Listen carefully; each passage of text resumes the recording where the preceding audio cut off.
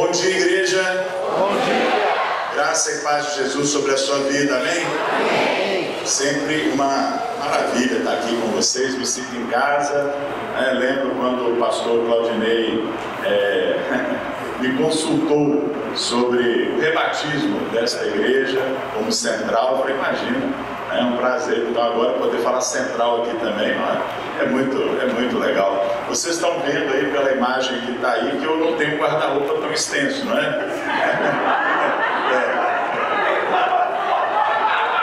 Guarda-roupa não é tão extenso assim, né? Filho único, não?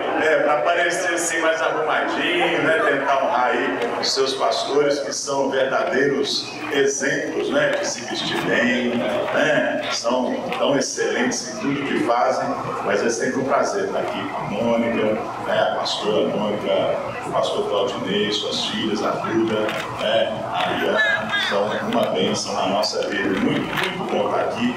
Para mim, o pessoal lá de Belo Horizonte fica meio com ciúme. Por lá vai você, então, você faz parte assim da diretoria da igreja, alguma coisa assim, você vai lá de 3 em 3 meses, não me atente, porque eu acabo indo, gosto muito de Maringá e gosto mais ainda dessa igreja, dessa família. É muito gostoso estar aqui. O pastor Claudinei está ali elogiando e minha mulher deve estar pensando, né? Quem é esse cara, né? Que o Claudinei está falando, né? Quem é essa pessoa? Eu gostaria de ser assim o tempo todo, mas todos nós, né? Temos lutas, todos nós temos que enfrentar, né, as áreas de lacunas na nossa vida. E é por isso que a gente está aqui, buscando de Deus, reconhecendo que nós precisamos dele. Quem já está cheio não consegue receber nada. Muitas vezes eu e você não recebemos, sabe por quê? Nós guardamos as nossas sementes. Nós guardamos, o pastor Claudinei falou aqui de sementes. E se você está com armário, com um depósito cheio de semente, dificilmente você vai colher alguma coisa. Sabe, no reino de Deus você planta primeiro, para depois colher. E é assim na vida também, vamos combinar?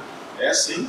Então, se você quer receber, não adianta querer receber primeiro. Primeiro você se doa, primeiro você se entrega, primeiro você investe, né? Primeiro você abre mão, para depois você colher, para depois você comer. Hoje eu quero conversar com você sobre custo, sobre o preço. E não é um assunto muito falado por nós. Às vezes, quando é de maneira muito errônea, mas a verdade é que tudo, né, que tem valor de verdade para qualquer pessoa tem um custo. Se não tiver custo, se não custar algo, a gente não valoriza. Essa é a verdade. A gente não dá valor. Quantas vezes até na igreja nós colocamos um preço em algum evento, R$10, R$20, porque se não coloca, é como se aquilo não tivesse valor. Não tem preço, não tem valor. Bom, um inglês, um homem lá, nascido na Inglaterra, ele ganhou quase 10 milhões de libras. Só para você ter uma ideia, isso equivale a tipo 70 milhões de reais. E você já deve estar aí com 70 milhões de reais. O que eu vou fazer com esse dinheiro, né? Vou comprar um apartamento, vou dar um presente para minha família, para as pessoas que eu amo, vou aplicar tanto, né? Vou pagar as dívidas. Bom, aquele homem, ele era um lixeiro, com profissão, né? E ele voltou a ser lixeiro depois de apenas alguns anos, né? 8 anos ele gastou toda essa fortuna. Você imagina? De lixeiro voltou a ser lixeiro, né? O que ele fez? Gastou tudo. Gastou com droga, gastou com prostitutas, com jogo, com tigrinho, né? Na sua biografia ele diz que gastava cerca de 18 mil reais com cocaína todo dia. Todo dia. Claro, sua mulher o abandonou, né? Deixou ele, não tinha como viver com um homem assim. Levou a filha do casal. Na casa que ele comprou com um prêmio, né? Ele dava festas para todos aqueles amigos que aparecem nos tempos de bonança. Pegaram álcool, drogas, orgias. E ele chegou até a ser preso por 5 meses, né? Por conta do seu vício em drogas. Ele diz que foi muito generoso, apesar de todas essas falhas de caráter. Ele, muito da fortuna dele, ele gastou com outras pessoas. Ele foi generoso, ele emprestou, ele ajudou amigos, né? Quase metade do que ele ganhou, ele deu para outras pessoas. É um tolo o seu dinheiro, logo se separa, diz o adágio. Você também vê como é que ele era doido. Para o time de futebol no coração dele, ele doou 9 milhões de reais. Aí prova a loucura, né? Alguém amar um time de futebol a esse ponto é complicado. É muito difícil dar valor àquilo que a gente ganha de mão beijada. É por isso que, se você for olhar as estatísticas, muitos dos que ganham em loterias, prêmios em geral, muitas vezes uma herança. É aqueles que recebem um bom padrão de vida, conforto dos seus pais, gente que recebe afeto e cuidado, os relacionamentos mais próximos, o teto sobre a nossa cabeça, a comida que está no seu prato, o benefício das disciplinas físicas e espirituais, a igreja que a gente faz parte. Parece que a gente não valoriza nada disso. Você não pagou para receber nada disso. Você já tem. Né? Se você for estudar um pouquinho, você vai descobrir que o que nós vivemos hoje, o nosso estilo de vida, o nosso padrão de vida, né? É maior, é melhor, é muito superior do que a qualquer rei que já existiu ali da Idade Média para baixo. O nível de conforto que nós experimentamos é absurdo, mas parece que a gente está cada vez mais insatisfeito. A gente ganha tudo de mão beijada. Aplicar isso aqui um pouquinho para nós, você quer... Quantos aqui são pais? Puxa, caramba. Você quer um filho imaturo, birrento, um filho mimado? Faça todas as suas vontades. Não estabeleça limites. Não permita que o seu filho sofra consequências daquilo que ele faz de errado. Gente, é a receita do fracasso. E não só da sua criação do seu filho, mas quando ele for para a sociedade, ele está perdido. Nós não podemos viver assim. Que é um cidadão imaturo, inconsequente, alguém que não é agradecido, dê muitos direitos a esse cidadão, não exija muitos deveres, assegure-lhe impunidade se ele quebrar as regras. Ou simplesmente crie um Estado que se coloque no lugar do próprio Deus. E o comunismo nada mais é do que isso. O Estado vai resolver todos os seus problemas. É o Estado que vai cuidar de você. E é por isso que é algo tão contrário ao Evangelho. Você quer um crente maturo? Faça-o acreditar numa graça barata. Que ele pode fazer o que ele bem quiser sem problema nenhum, sem consequências. Eles podem ser meros consumidores na igreja. E nós temos tantas vertentes disso, como universalismo, liberalismo. Mas a verdade é que há um custo para andar com Jesus. Há custo. Sim, então eu queria que você abrisse a sua Bíblia, por favor. No livro de Lucas, o Evangelho segundo Lucas, capítulo 14, a partir do verso 25, vamos ler até o 33. E aqui Jesus, ele apresenta o preço do discipulado.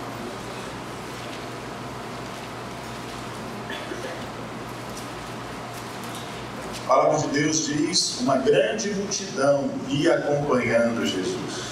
E este, voltando-se para ela, disse: se alguém vem a mim e ama seu pai, sua mãe, sua mulher, seus filhos, seus irmãos e irmãs, e até a sua própria vida, mais do que a mim, não pode ser meu discípulo. E aquele que não carrega sua cruz e não me segue, não pode ser meu discípulo.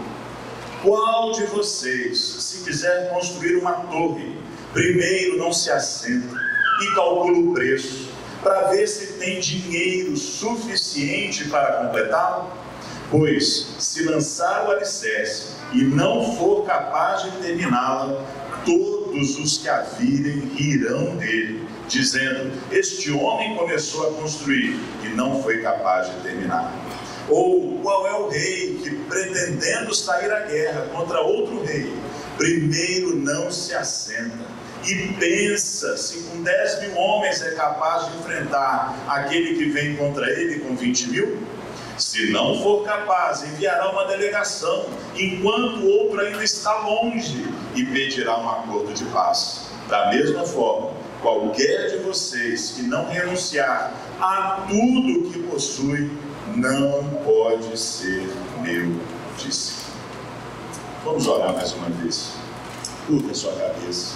Senhor, nós estamos diante da Tua palavra santa, que é a própria verdade e que também é poderosa para produzir em nós exatamente aquilo que o Senhor a designou para fazer. Deus, eu te peço que o Senhor nos dê olhos para ver, ouvidos para ouvir, um coração para discernir. Espírito Santo, fala conosco as Tuas verdades, que possamos sair daqui mais parecidos com Jesus. É a nossa oração, no nome precioso do Cristo. Amém. Amém. Amém. O que é o discipulado? Discipulado é uma palavra que muita gente gosta, né? Talvez você entenda discipulado como um sistema, um modelo, uma estrutura para transformar um crente num crente melhor, mas discipulado não é isso, é muito mais do que isso. Discipulado é a renúncia da vida aqui na terra para tomar posse da vida no reino. Eu explico melhor: a salvação é de graça, mas a graça não é barata. Há uma diferença. Não custou para você, mas a graça não pode ser barata. As multidões, diz o texto, acompanhavam Jesus. E ali, com certeza, havia pessoas com motivações erradas, expectativas falsas. Havia gente ali seguindo Jesus em busca de aprovação. Outros talvez estavam atrás das novidades gospel. Outros talvez por uma solução mágica, rápida, indolor, sem custo dos seus próprios problemas. Isso é a multidão. Uma multidão o seguia. Agora, há um custo para ser um verdadeiro discípulo de Jesus.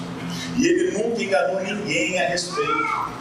E a minha pergunta, que eu vou fazer várias vezes aqui hoje, e que é preciso que você responda. A pergunta hoje aqui para você e para mim: você é multidão ou é discípulo? Você é multidão ou você é discípulo? O texto destaca a diferença e mostra o preço. Em pelo menos aqui 4 facetas diferentes: o preço do discipulado. O primeiro deles é a renúncia aos laços, o que é para nós algo muito difícil de entender. Porque, afinal de contas, família é o meu primeiro ministério. Família é plano de Deus, e tudo isso é verdade. A família não foi criada pelo Estado ou pela igreja, foi o Senhor. Foi o próprio Deus quem criou a família. Ele é o criador da família. Ele é o sustentador da família. Mas a questão é que a família não é o objetivo da nossa vida. A família não pode ser o nosso maior bem, nem mesmo a família. Que depois do Senhor é o seu bem mais precioso, mas o Senhor vem antes. O compromisso com Cristo exige primazia absoluta. Nada nem ninguém pode se interpor entre o discípulo e o seu mestre. Quem segue a Cristo precisa necessariamente, muitas vezes, aborrecer, desagradar pai, mãe, mulher, esposo, filhos, filhas. Colocar os laços familiares à frente do compromisso com Cristo desqualifica essa pessoa para ser um discípulo. Quantas pessoas usam a família como justificativo para ter um compromisso mais baixo com o Senhor?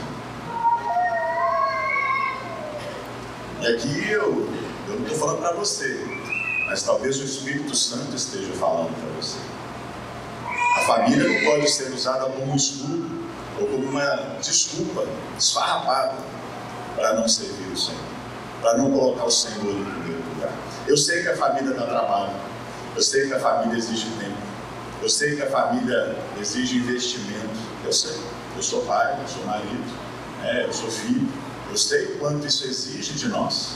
Mas aqui é um daqueles tipos de situações onde nós não podemos escolher uma coisa ou outra. nós temos que fazer os dois. Também não se pode abrir mão de cuidar da família por conta das coisas do Senhor. Você não pode nenhum dos dois. O problema é que a gente sempre quer escolher.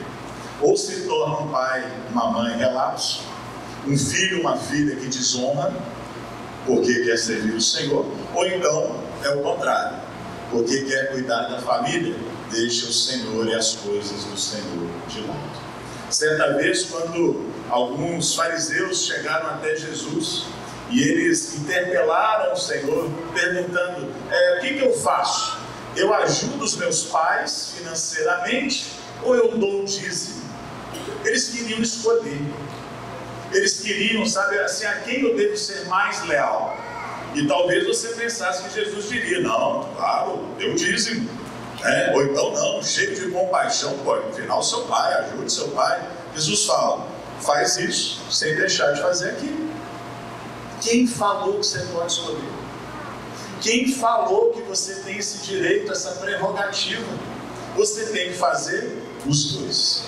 E haverá momentos onde você terá que deixar a sua família um pouquinho na mão, porque isso vai exigir, vai exigir isso para que você sirva o Senhor. Eu me lembro uma vez que eu e a Thaís estávamos com um compromisso na igreja e deixamos as nossas filhas pequenas com a minha mãe e meu padrasto. Meu pai já é falecido já há 37 anos. 37 anos. Então, minha mãe se casou de novo, teve um novo relacionamento. Só que demorou muito, mais do que o normal. E a gente chegou na casa dele já bem tarde. E ele estava lá, assim, ele não era cristão, ele ali de chinelo, um pijaminha, estava ali tomando a cerveja dele, estava meio, pode dizer que não estava bêbado, nada disso, mas estava um pouco alterado. E ele me passou uma descompostura. Nossa, foi muito ruim ouvir aquilo tudo. E ele falou que era um absurdo. Como é que eu deixava as minhas filhas ali até aquele horário? E ele não ligava de tomar conta delas, mas isso não se faz. Eu sou pai, eu tenho responsabilidade. Aí me descascou inteirinho. Sabe quando a pessoa te descasca? Fiquei muito chateado. Mas durante a semana eu deixei o Espírito Santo me ajudar a digerir aquilo, que muitas vezes aquilo que você não gosta de ouvir é aquilo que Deus está falando com você. Então eu não joguei fora aquela dor, eu busquei entender aquilo, e eu parei para pensar, falei: gente, ele se importa, meu padrasto se importa com a gente. Você já sabe, mas não custa lembrar, o contrário, o oposto de amor não é ódio, é indiferença. Quem não ama, não liga, tanto faz. Mas para ele, não tanto fazia, não. Ele me chamou a atenção. Ele venceu aquele obstáculo ali, ele preferiu ter um momento ruim comigo, mas para tentar me ajudar, para tentar ajudar minhas filhas. Eu acabei voltando lá na semana seguinte, nós tínhamos por hábito almoçar com eles todos os domingos. Ele já é falecido e estava um clima meio estranho. Porque apesar de eu ter ressignificado aquela bronca, ficou aquele climão, fica esquisito. Mas ele quebrou.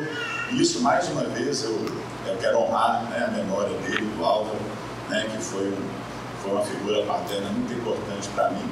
E ele falou, aquela nossa conversa lá não foi boa, mas eu quero dizer para você assim, eu reafirmo que você tem que cuidar das suas filhas, mas eu acho que eu entendi uma coisa, para você, Deus, ele vem primeiro.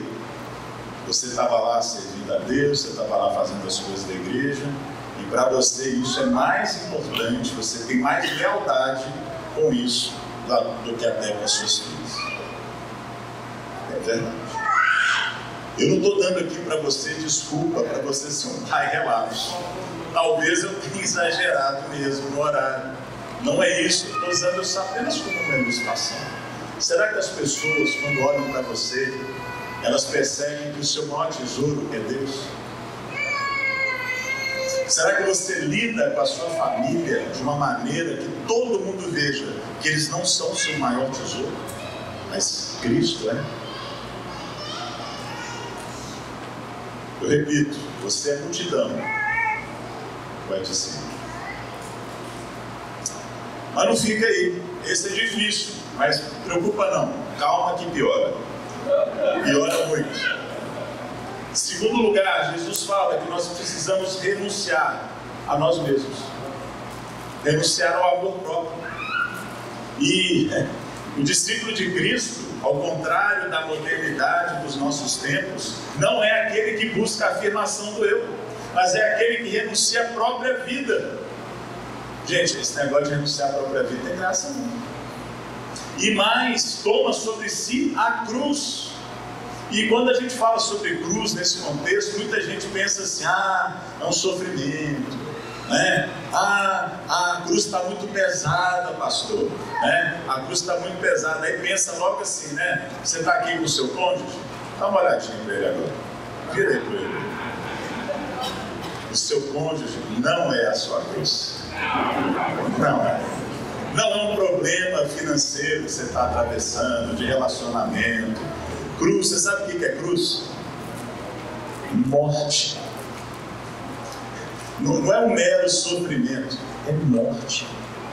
Quando Jesus está dizendo assim, cada um carrega a sua cruz, ele está dizendo todo mundo caminhe para a morte. Gente, esse negócio de morrer é muito ruim. Ninguém quer morrer. Mas esse é o chamado. Se você quer ser um discípulo de verdade, você tem que estar disposto a morrer todo dia. Porque às vezes se fosse para morrer uma vez só, ok, mas todo dia, nossa, Deus, é muito demais. É muito ruim. Contudo, o sacrifício do ego é o preço do discipulado. E como é que isso se dá na nossa vida? É morrer para os seus projetos de vida. É morrer para a sua agenda. É morrer para aquilo que você prefere ou não prefere. É isso mesmo. É morrer para esse tipo de alegria que você deposita, essa esperança que você deposita em outras coisas, achando que elas é que vão te satisfazer, que elas é que vão trazer para você a tão sonhada felicidade. Morrer todo dia é colocar a sua alegria não mais em termos de ter um bom casamento, ou de ter filhos saudáveis e bem criados, ou ter paz, ou saúde, ou bem-estar. Não pode depender dessas coisas. Se você ainda está dependendo disso, deixa eu te falar, o seu ego ainda está muito grande. Você ainda está muito importante.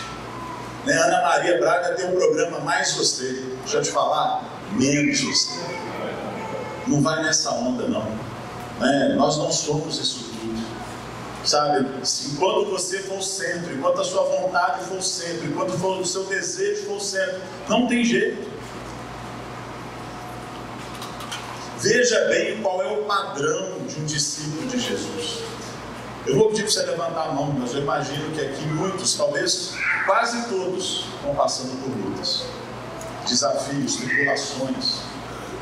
Mas olha só como é que um discípulo de verdade consegue enfrentar lutas e provações. 2 Coríntios 4, a partir do verso 16, o apóstolo Paulo diz: por isso não desanimamos, embora exteriormente estejamos a desgastar-nos, ou seja, as pressões, as lutas, as decepções, as traições, as tragédias, por fora estamos nos desgastando, agora interiormente nós somos renovados dia após dia.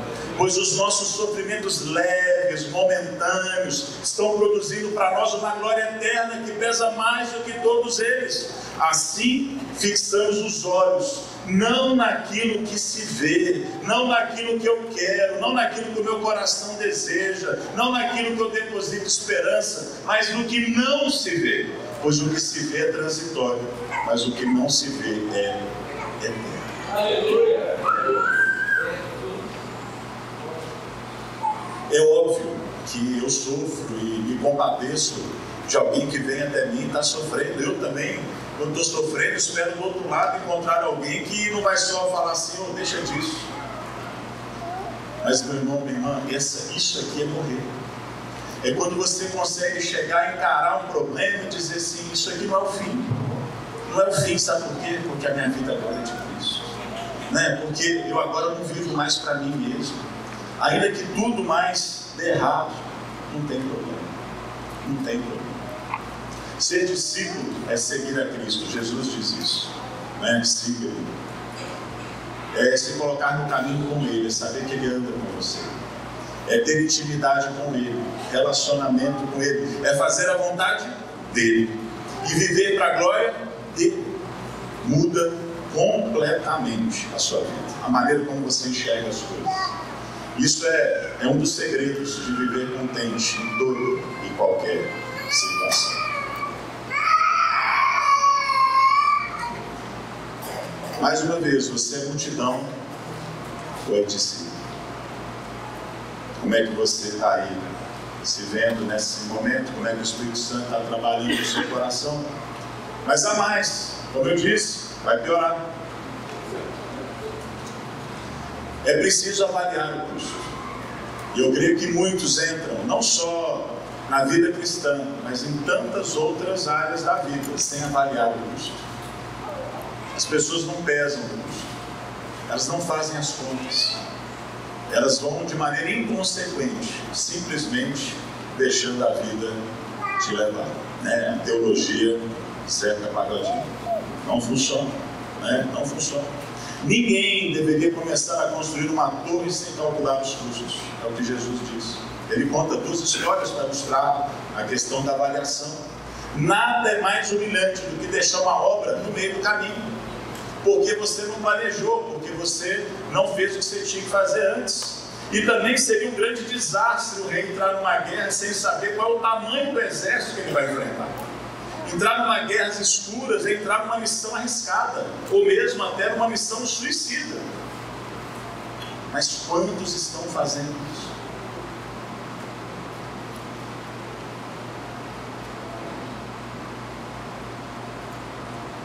Antes de seguir a Cristo.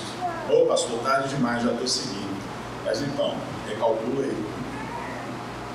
É preciso saber qual é o custo do discipulado. Porque plantar semente precede a colheita. Ninguém quer abrir mão da semente. A semente está na mão. Eu posso comer, posso vender. Abrir mão da semente, botar ela debaixo da terra. E se não vier nada? E se não tiver colheita? A cruz precede a coroa. Sem cruz não tem coroa. Sem sofrimento não tem glória. Gálatas 2:20, o apóstolo Paulo, para mim, está falando exatamente sobre isso. Qual é o custo? Fui crucificado com Cristo. Assim, já não sou eu quem vive, mas Cristo vive em mim. E a vida que agora eu vivo no corpo, vivo pela fé no Filho de Deus, que me amou e se entregou por mim. O custo é tudo. Tudo. É não viver mais para você. É você agora se deixar controlar por Ele. Como é que chama a mulher do Tim LaHaye mesmo? Beverly LaHaye, ela tem aquele livro, né? Mulher controlada pelo Espírito, temperamento controlado pelo Espírito. Todos nós devemos estar vivendo assim, controlados por Ele, né? Pequenos cristos, imitadores de Jesus, cópias, miniatura de Jesus. O crente que vive para Deus, né? Ele vive para Deus quando Cristo vive. Quando ele se deixa levar por Cristo. Nós somos salvos pela fé em Cristo, Ele morreu por nós. Nós vivemos pela fé em Cristo, Ele vive em nós. Assim como a alma energiza o corpo, Cristo traz vida aos seus membros. Mas se tem tanto de você aí dentro, não tem como Jesus viver através de você. Se você ainda está mais você, e não menos você, se você ainda está assim tão vivo, não tem como. Quando ele diz eu fui crucificado com Cristo, quer dizer o quê? Eu morri. Esse é o custo. É de abrir mão da sua vida. Ele abriu mão da dele. E nada mais justo do que agora nós abrimos mão da nossa vida. Você é multidão ou é discípulo? Por fim, a renúncia aos bens. É isso mesmo. Depois de falar sobre a renúncia dos relacionamentos, depois de falar também, além da renúncia ao próprio eu, ao ego, e também de como avaliar, calcular os custos do discipulado. Jesus disse que a renúncia é muito radical, que implica na desistência completa de qualquer bem material. Ele chega a dizer: qualquer de vocês que não renunciar às coisas boas, a maioria das coisas, ao que você gosta, não. Qualquer de vocês que não renunciar a tudo que possui, não pode ser possível. E a questão do dinheiro é um problema. Mamon é mais do que apenas finanças, é uma potestade. 1 Timóteo 6, a partir do verso 6, o apóstolo Paulo escreve ao seu discípulo: de fato, a piedade ou contentamento é grande fonte de lucro, pois nada trouxemos para este mundo e dele nada podemos levar. Por isso, tendo o que comer e com que nos vestir, estejamos com isso satisfeitos. Agora veja minhas advertências do apóstolo. Os que querem ficar ricos caem em tentação, em armadilhas e em muitos desejos descontrolados e nocivos, que levam homens a mergulharem na ruína e na destruição, pois o amor ao dinheiro é raiz de todos os males. Algumas pessoas, por cobiçarem o dinheiro, desviaram-se da fé, se atormentaram com muitos sofrimentos. Irmãos, eu estou aqui numa cidade, a melhor cidade para se morar no Brasil, uma cidade linda, uma cidade rica, próspera, onde a maioria das coisas, quase tudo é tão bonito, é tudo tão bonito, é tudo tão assim, excelente. E eu gosto de excelência, eu creio que excelência é uma resposta àquilo que Deus faz conosco. Mas há um perigo aqui nessa cidade, de você deixar o seu coração ser levado por isso. Disso agora, ser o seu padrão, o seu desejo, o seu alvo. De você colocar isso na frente do Senhor. O que Paulo está dizendo é que o amor ao dinheiro, eu vou traduzir, a dependência do dinheiro. Porque talvez você diga: mas eu não amo o dinheiro. Mas você ama as coisas que o dinheiro te dá. Você depende do dinheiro. Se você tem dinheiro, você está feliz. Se você não tem dinheiro, você é infeliz. Se você tem aquele apartamento legal na frente do parque Ingá, pronto, você está com tudo. Mas se você mora lá no Sarandi, não, aí você está mal. Se você tem um SUV, com start-stop e tal, tá na média.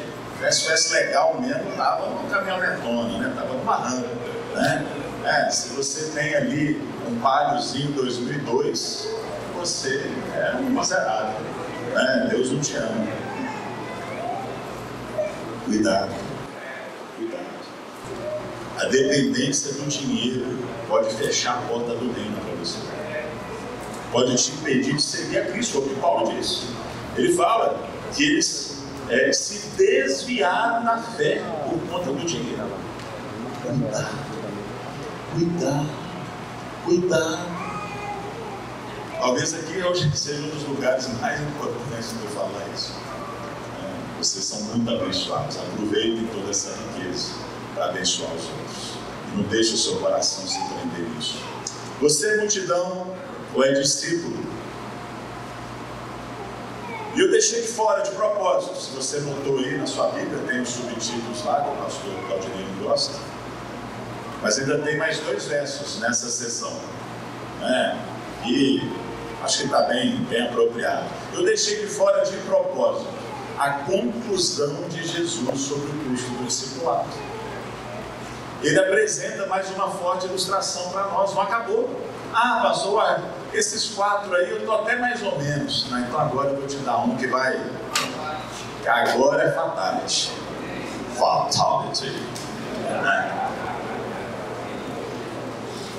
Vai lá no texto, por favor, Lucas 14, agora os versos 34 e 35. Ainda está dentro do mesmo contexto. Jesus não mudou de assunto. Ele ainda está falando do custo do discipulado. E ele termina dizendo: o sal é bom, mas se ele perder o sabor, como restaurá-lo? Não serve nem para o solo, nem para adubo, é jogado fora. Aquele que tem ouvidos para ouvir, ouça. Isso aqui faz parte do custo do discipulado. Talvez até agora você ainda está vivendo aquele cristianismo ainda, apesar da gente estar falando da morte do ego, até agora eu só falei de você.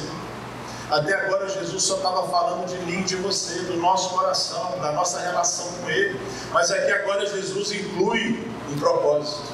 Jesus agora inclui outras coisas. Agora não é mais você. Ser um seguidor de Jesus é ser uma influência. Ser um seguidor de Jesus é ser um influenciador. É fazer diferença, é ser sal na família, na escola, no trabalho, na sociedade, no mundo. Aqui para ser cristão tem que ser influência, mas não precisa estar no Instagram, não precisa estar em lugar nenhum. Mas tem que ser uma influência onde quer que esteja. E você sabe como é que nós chamamos aqui na Central os influenciadores? Sabe como é que a gente chama? Líderes. Líderes. E eu tenho certeza que não sou apenas eu, mas os seus pastores também olham para vocês, todos que estão aqui nesse salão, todos aqueles que estão nas células, como verdadeiros discípulos de Jesus e, portanto, influenciadores, comissionados por Jesus para fazer a diferença onde quer que esteja.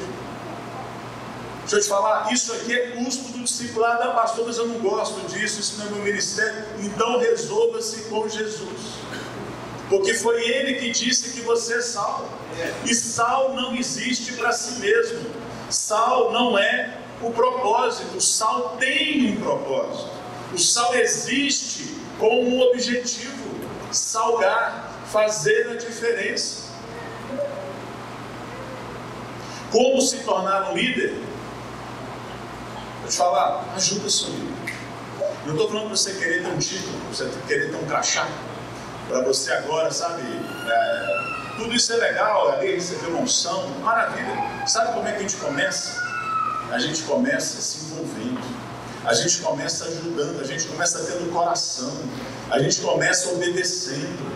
Eu me lembro lá na Central, e nem foi no quesito, vou dizer, liderança de célula, ainda nem tinha célula na Central, mas quando eu cheguei lá, eu vi uma necessidade. As pessoas chegavam para o culto e não havia lugar para todo mundo. E aí eu vi que tinha umas cadeiras de plástico ali, ninguém me pediu isso, ninguém me deu nenhuma ordem. Eu falei: ó, tem uma necessidade, tem cadeira ali, né? Eu peso 400 quilos, então eu venho carregar os negócios, vou lá, vou colocar a cadeira para o pessoal, e comecei a ajudar. E aí sim, alguém me procurou, me chamou para ajudar, né? E aí eu comecei a fazer parte ali da equipe de introdução na igreja, receber as pessoas, que é algo que eu acho que eu vou fazer quando eu me aposentar. Uma das coisas que eu vou fazer, eu vou estar ali na recepção, recebendo as pessoas, eu vou estar ali no audiovisual, passando, né, os slides, eu vou amar.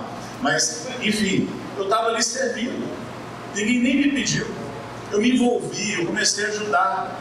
Para minha surpresa, no ano seguinte, a igreja na época tinha uma agenda com todos os telefones, endereços, datas de aniversário. Não é para quê? Porque não tinha WhatsApp, não tinha celular, amigão. Era tudo na caderneta, você tinha que ter anotado em algum lugar. Você não tinha onde guardar esses dados. Os mais chiques tinham aqueles... Eu esqueci como é que chama aquele negocinho ali, que tinha um tecladinho pequenininho, tinha uma telinha de LED, organizer, um organizador pessoal, né? Os mais chiques, a maioria tinha uma caderneta, tinha que anotar, ou então pegava a lista telefônica, mas a lista telefônica não tem tudo, então a gente tinha essa agenda. Nela também vinham toda a relação de líderes, de ministérios da igreja. E não é para minha surpresa, eu abro aquela agenda, está lá, Ministério de Introdução, e narrando. Isso é gente. Eu fui procurar, foi o Luiz Jesus que fez essa maldade comigo. Né? Mas é o quê? Eu já estava lá, eu já estava liderando, eu já estava influenciando, eu já estava me envolvendo, eu já estava ajudando. Primeiro vem isso. Se você precisa de um crachá, se você precisa de um título para fazer, eu acho que você nunca vai ser. Desculpa, não vai ser nunca. Não vai ser uma escola. E você tem que estudar sim, você tem que ir para a escola para aprender a ser um líder. Mas primeiro o seu coração tem que estar nisso. Você tem que ter dó. Fala com você. Eu não sei aqui. Quantos são líderes aqui de céu? Levanta a mão para eu ver. Olha quantos. Olha você para esses se levantarem a mão aí. Deixa eu te falar, tem dó deles. Gente, é barra ser líder. Em que sentido? Quem é líder, ele está ali se expondo. Ele está ali, se colocando como um responsável. Se você estivesse nessa posição, você gostaria que alguém se aproximasse para te ajudar?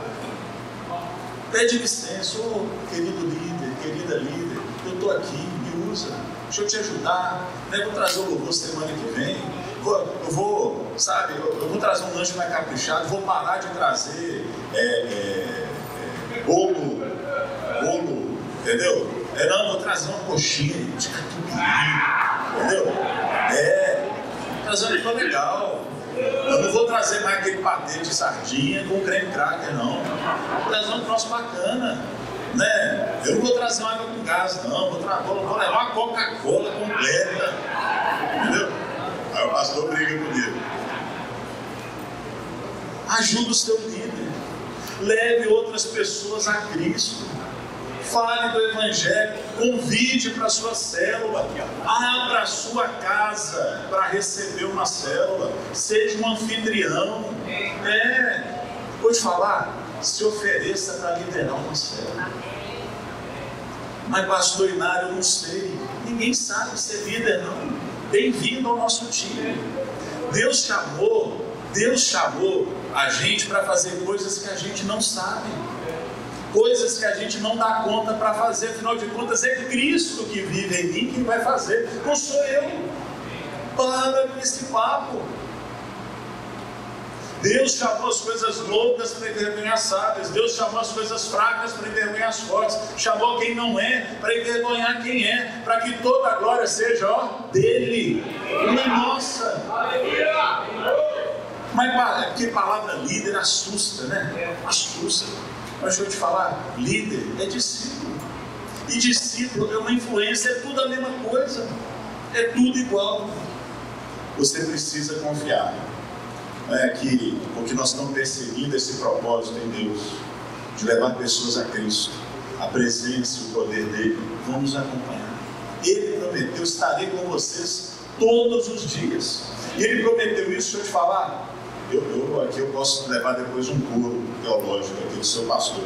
Mas para mim, naquele contexto, Jesus está falando para quem está vivendo a missão. Ele não está dizendo para todo mundo, não.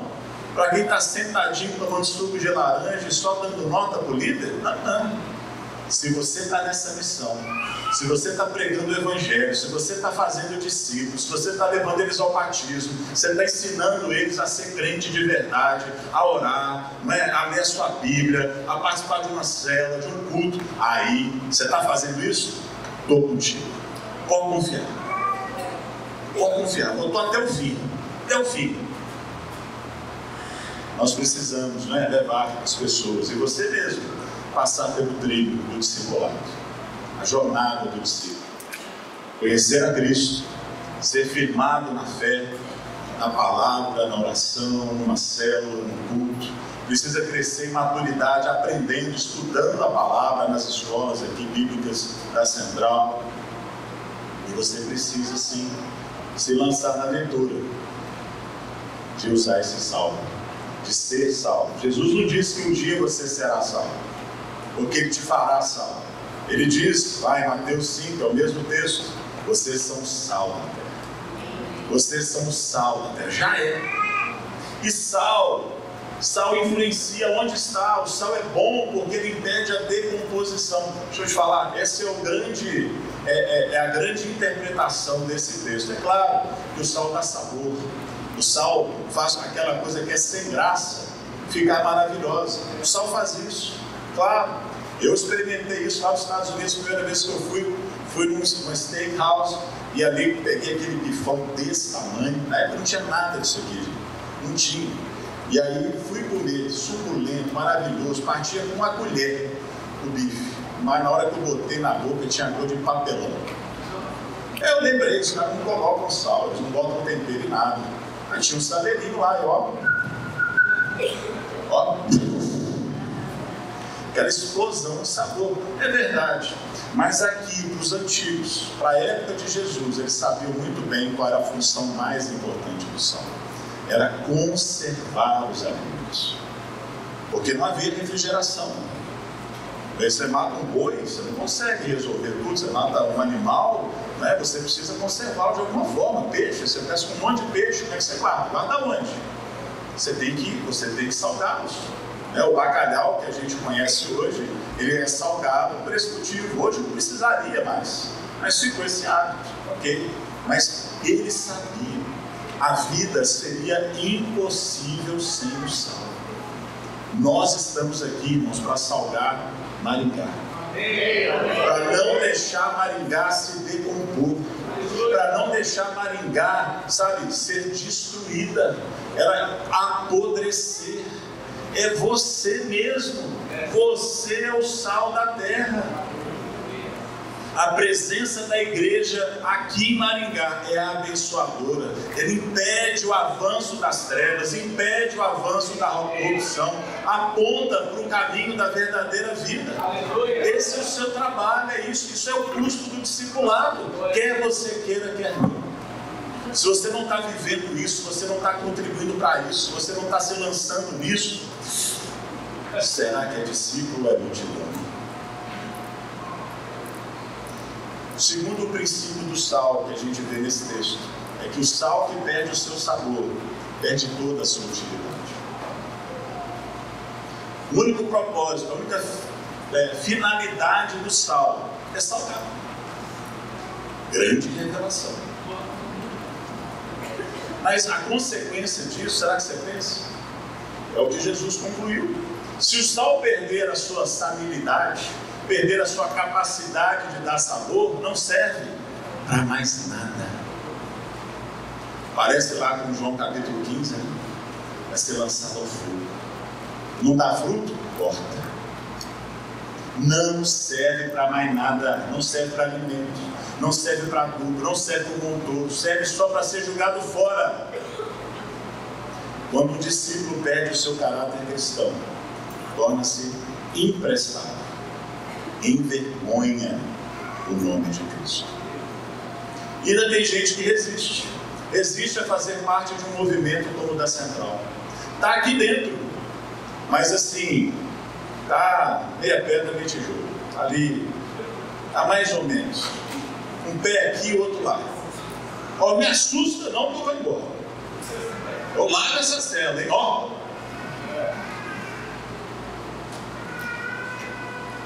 Desanima de ser desafiado, de ser empurrado gentilmente. Por mais que o pastor Claudinei fale dele assim, dele ser agitado e tudo, mas ele é um pastor que tem coração. E ele faz isso, né, não é só porque ele quer, porque ele é o líder dessa igreja, porque isso é bom para você. Isso é maturidade, isso é ser discípulo. Não resista a isso. Você vai experimentar os grandes e maiores milagres na sua vida enquanto você está servindo. Sabe por que às vezes você não está vendo sinais, maravilhas, prodígios, tantas coisas acontecerem? Porque você está vivendo a sua vida. Você está guardando o sal. Se você distribuir esse sal, se você distribuir o tesouro que está dentro de você, se você começar a salgar as pessoas à sua volta, você vai começar a ver muito milagre. Os milagres acompanham aqueles que estão vivendo a missão. Quem andou com Jesus, enquanto ele estava aqui, em carne e osso, só viu milagre, só viu maravilha. Esse é o segredo, continua igualzinho. O que você acha que Jesus está fazendo? Jesus está só lendo a Bíblia, sentado aqui no culto, né? Te exaltamos. Ele está fazendo isso também, com certeza. Mas a missão de Jesus não é isso. Jesus não chamou você para frequentar cultos. E é muito importante vir aos cultos. Jesus não chamou você para frequentar uma célula. E é crucial que você participe de uma célula. Jesus te chamou para fazer discípulos. Jesus te chamou para ser você mesmo um reprodutor daquilo que Ele estava fazendo você ser. Um discípulo. É o nosso estilo de vida. Não é só uma tarefa. Se você encarar isso como uma mera tarefa, você vai cansar. Você vai desanimar. Você vai desanimar. A música que a gente cantou hoje, lamento viver diferente. Não devia lamentar, não. Devia, sim, querer morrer. Lamento por viver só para mim mesmo. É multidão. Multidão. Leva-me ao primeiro amor. Leva-me ao primeiro amor. Leva-me ao primeiro amor. Discipulado é para quem é apaixonado. O discipulado é para quem é faminto. O discipulado é para quem sabe que essa é a nossa razão de existir. É amar a Deus e amar as pessoas. É servir a Deus e servir as pessoas. Trouxe uma apresentaçãozinha bem simples aí para a turma. Eu vou terminar no horário, não precisa preocupar, Eu quero compartilhar com você uma história incrível, real, de fé a bordo do Titanic. E talvez você não tenha ouvido falar dela, não é tão divulgada assim. Essa história, eu vou, à medida que eu for pedindo, você troca aí para mim, tá bom? Você aguarda o meu comando, por gentileza. Eu quero contar a história do John Harper. É um viúvo que estava viajando da América com a sua filha, Annie Jessie, uma menina de 6 anos de idade. Pode passar. Naquela noite horrível em que o Titanic colidiu com o iceberg, você já conhece a história, sabe o que ele fez? Na hora que ele percebeu o que isso tinha acontecido, essas fotos são reais, tá? Ele envolveu a sua pequena filha num cobertor, cuidou dela, lembra? Não dá para escolher. Eu tenho que cuidar da minha filha. É claro, ele é um pai zeloso. Ele foi até ela para tranquilizá-la. Querida, fica calma, vai dar tudo certo. Colocou ela no cobertor, noite fria, sabia que não teria que enfrentar os ventos gelados, sabia que teriam que sair daquele navio. Ele se despede dela. Ele a envia na frente. Ele dá um beijo nela. A coloca num bote salva-vidas. Pede para aquele marinheiro que estava ali: cuida dela. Cuida dela. Eu tenho algo que eu preciso fazer. Ele sabia. Ele sabia que a Anne ficaria órfã no final da história. Pode passar. Quando o navio afundava, o navio já estava afundando. O Titanic levou algumas horas para afundar. O John Harper não esperou na fila por um bote. E ele não começou a se revoltar. Ele não ficou maluco. Em vez disso, ele correu de um lado para o outro, buscando qualquer pessoa que ele pudesse encontrar ali no meio daquele caos, perguntando desesperadamente se eles conheciam Jesus. Alguns sobreviventes testemunharam que Harper ele removeu o seu próprio colete salva-vidas, tirou dos seus ombros, entregou a um homem que estava ali relutando em receber o colete, dizendo: você precisa disso muito mais do que eu. Pode passar. Enquanto mulheres e crianças se amontoavam no bote salva-vidas, sabendo que a maioria daqueles passageiros iria morrer, ele começou a implorar: mulheres e crianças primeiro. Só que ele incluiu mais um grupo nesse apelo: mulheres, crianças e aqueles que não são salvos, vão para os botes salva-vidas. Quando o Titanic afundou nas águas, naquelas primeiras horas, o dia 15 de abril de 1912, o Harper, apesar das fotos que você viu, ele tinha só 39 anos.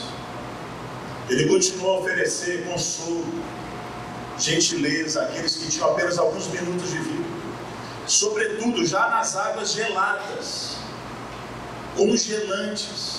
Ele começou a nadar de um lado para o outro, indo a qualquer pessoa que ele pudesse encontrar, perguntando se conheciam a Jesus como seu salvador pessoal. E se dissessem que não, ele reunia força não se sabe de onde para compartilhar o caminho da salvação. Uma das pessoas que ele se encontrou no meio das águas foi um homem chamado George Campbell. Ele estava nas águas. Eu queria que você tentasse imaginar. Tudo bem, pode deixar aí. Ele estava nas águas. Ali, tente imaginar. Volta uma imagem aí, por favor. Eu te peço para passar no final. Ele estava nas águas e tente imaginar a cena. Era de noite. Imagine, você já entrou numa água gelada, você já tentou tomar um banho frio, você quase morreu. Imagine uma água que está abaixo de zero. Esse homem estava ali, esse George Campbell. Ele estava agarrado num pedaço de madeira. E o John Harper, ali moribundo já, nas últimas forças, nada até ele, pergunta: você está salvo? O homem respondeu: não. E o Harper citou Atos 16:31 e falou: creia no Senhor Jesus Cristo e você será salvo. Mas só que passou um momento e eles se perderam no meio de tanta gente que estava ali naquela água, as marés levando de um lado para o outro. Só que um pouco mais tarde a corrente trouxe ele de volta, eles se reencontraram. E ele pergunta de novo: você está salvo? Ele falou: não posso dizer, pessoal. E o Harper repetiu mais uma vez Atos 16:31. Creia no Senhor Jesus Cristo e você será salvo. Pode passar. Aí sim, momentos depois, John Harper afundou naquelas águas para nunca mais voltar. Ele foi contado entre os 1.514 homens, mulheres e crianças que morreram naquela noite. Mas Campbell foi salvo, espiritual e fisicamente. Como que a gente sabe? Ele foi resgatado. Depois de ficar quase 1 hora naquela água, ele deu testemunho, assim que foi encontrado, que ele foi o último convertido de John Harper. E ele mesmo, anos depois, se tornou um pastor. Você ouve algo assim? Isso acho que coloca a gente no nosso lugar. Isso é um ensino. Essa história de fé, serviço, coragem, de amor cristão me humilha, me constrange, mas ao mesmo tempo acende um fogo dentro de mim. Eu quero que a minha fé seja assim. Eu quero estar tão desesperado nas minhas tentativas de compartilhar Jesus quanto o Harper esteve naquela noite terrível. Você não precisa estar no Titanic. Permita-me uma paráfrase aqui: você está no Mundanic.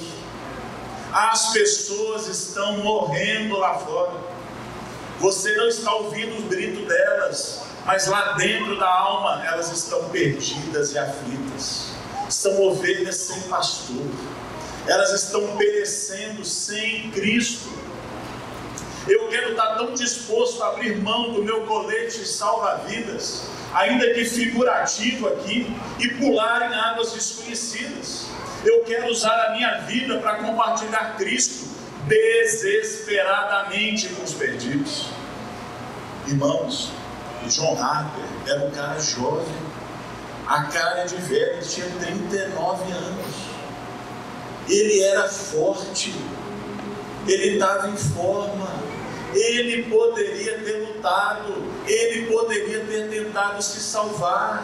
Ele lança a filha dele, porque ele não podia abrir mão de cuidar da filha, mas ele deixa a filha para servir a Cristo. Ele deixa tudo. Ele responde da maneira mais altruísta, piedosa, cheia de fé, que eu acho que alguém pode fazer. Eu acho que é a mesma coisa que Jesus faria no lugar dele. Eu creio que Cristo estava vivendo ali, no corpo do John Harper. E eu só posso imaginá-lo entrando pelos portões celestiais e ouvindo da boca do nosso Senhor: muito bem, servo bom e fiel. Eu espero que essa história acenda em você o fogo também. Nós precisamos compartilhar isso. Hoje, agora, é urgente. Você é multidão ou você é discípulo? Vamos orar, fique de pé.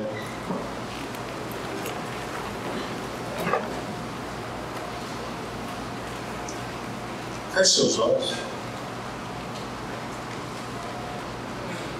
Não seja o crente ventilador, não. Feche seus olhos. O Espírito Santo de Deus está aqui. Ele está falando ao seu coração.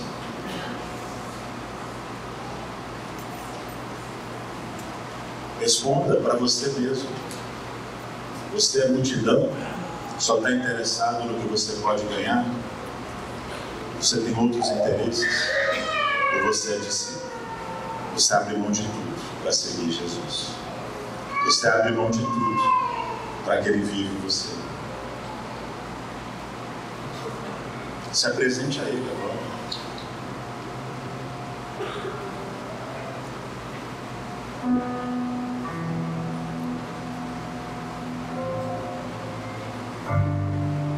As disciplinas espirituais são maravilhosas, necessárias, mas elas não são o fim, o objetivo da sua vida. É amar e servir a Deus, amar e servir as pessoas. Se você está aqui nessa manhã e você ainda não rendeu o seu coração a Cristo, eu queria te dar a oportunidade de fazer isso. Talvez você está se vendo aí, longe desse padrão que eu falei. E quem não está vivendo isso, se renda a Cristo nessa manhã. Você é salvo. Crê no Senhor Jesus e você será salvo. Confie no Senhor Jesus.